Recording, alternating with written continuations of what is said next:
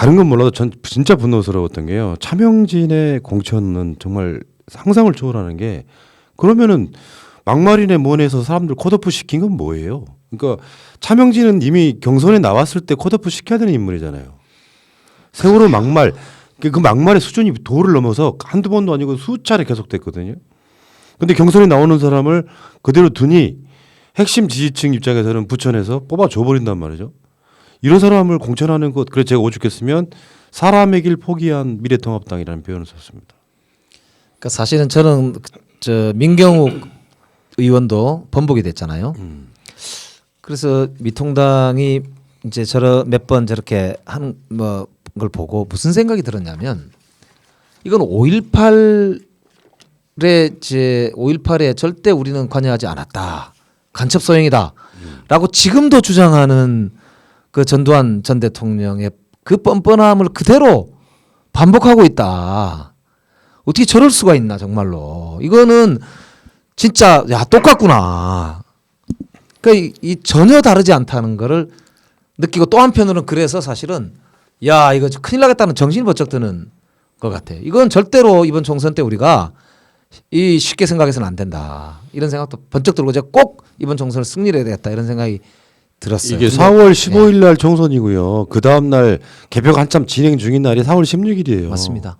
근데 이런 사람들을 공천했다는 것 자체는 최소한 국민 눈치는 안 보겠다는 공천 아닙니까? 안 보는 거죠. 그러니까 지금 이 사람들이 노골적으로 박근혜에 대한 두둔을 하기 시작하고 있고, 그러니까 문재인 정부 들어서 나라가 결단났기 때문에 문재인 정부 이전으로 돌리자라고 하는 것은 박근혜 최순실 시대로 돌리자라는 말의 다른 표현이라고 저는 생각해요. 그 시체 팔아서 생계를 유지한다. 아유, 이런 말을 한 사람을 뭐 사람 축에도 못 낀다고 보는데 공천을 한다라고 하는 것은 그 당의 생각과 똑같다라는 것을 저 인정하는 거라고 봐요. 황교안의 생각과 그 당의 생각이 차명진의 생각과 같다. 그래서 그 당은 이런 말을 한 그 저 당사자에게 그때 당시에는 여론이 무서워서 가벼운 징계를 주었으나 그 미래통합당의 대표로 뛰는데 결정적 하자가 아니다라는 그 말을 그대로 행동으로 보여주고 있는 거예요. 저는 우리 국민들이 정말 분노해야 된다고 봅니다. 예, 세월호뿐만 아니라 입 달린 의원들 문재인을 빨갱이라고 외쳐야 된다 이런 식의 그 막말들이 있잖아요. 여러분들 분노를 위해서 다시 한번 읽어드릴게요. 세월호 유가족들 가족의 죽음에 대한 세간의 동병상련을 회쳐먹고 찜쪄먹고 그것도 모자라 뼈까지 발라먹고 진짜 징하게 쳐먹는다. 자식 시체 팔아 내 생계 챙기는 것까지 눈 감아줄 수 있지만 세월호 사건과 아무 연관 없는 박근혜 황교안에게 자식들 죽음에 대한 자기들 책임과 죄의식을 전가리 하고 있다. 이런 식의 이야기고요. 뭐 문재인 대통령에 대한 막말은 말할 것도 없고요.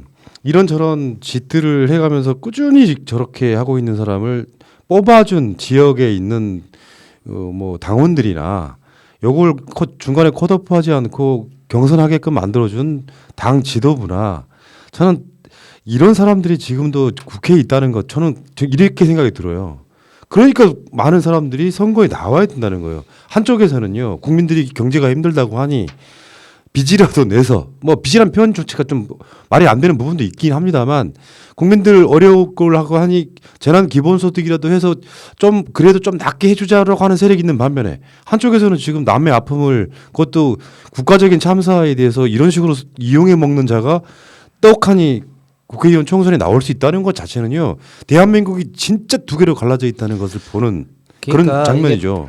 폐륜을 하든 그 나라의 근본을 흔들든 우리나라의 오래된 전통과 관습 정체성을 파괴하든 자기가 속한 정당의 대표를 위해서 딸랑딸랑딸랑 하는 아까 그 발언 어째서 세월호가 황교안 책임이냐 어?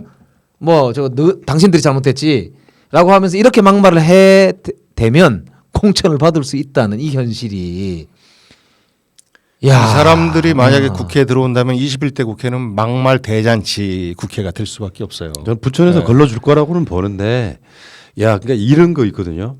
아까 말씀하신 그 내용이 뭐냐면은 약자들은 그냥 계속 짓밟고 자기 권력을 위해서 혐오의 대상으로 몰아가고 이런 자들이 도처에 널려 있는 그 지뢰밭 같은 곳이에요. 미래통합당에 한두 놈도 아니고 근데 이런 짓들을 하면 그 당에는 집단지성이라는 게 없나요? 그러니까 최소한 정말 사회적 그 약자들에 대한 배려 차원에서 이런 사람은 안 된다는 흐름도 없어요. 이 사람들은 이게 말이 됩니까 이게? 지난번에 박근혜가 503호에서 편지를 보내왔지 않습니까? 국민들에게 뭐 보내는 편지. 근데 실질적으로는 국민이 아니고 그 미래통합당한테 보내는 편지였었죠. 단결해라. 그러니까 이것에 대해서 생각이 있는 정치인들이면 지금은 자중하고 계시라. 우리가 알아서 한다. 사실 이런 메시지 정도 나오는 게 정상인데 무겁게 받아들인다. 이게 이제 황교안 말 아니었습니까? 결국은 박근혜의 대리 정치를 자기들이 하겠다. 지금부터 박근혜 복권시키겠다라는 말의 다른 표현이라고 봐요. 그러다 보니까 최명진도 공천되는 거고 5.18 망언했던 사람은 의원 꿔주기로 미래한국당에 보내서 비례당 의석수 채우는데 쓰고 정말 정치 상식이 이렇게까지 떨어질 수가 있나. 이거에 대해서 유권자들이 심판해 주지 않으면 사실 심판해 줄 사람이 전혀 없어요. 그게 너무너무 화나는 거예요. 그러게요. 이게 참 정치라는 게 뭐 그냥 간단하게 이야기해서 상식적으로 그래도 이제 어느 정도 말이 되는 사람들끼리 뭐 왔다 갔다 해야 그래도 볼만이 한데 말이죠. 그러니까요. 예, 이게 상식이 무너지는 이 느낌이 언제까지 우리 정치를 이렇게 사로잡을지 말이죠. 저도 참 결국은 국민의 힘으로 심판을 할 수밖에 없는 이런 상황이고요. 그 얘기는 여기까지 하시고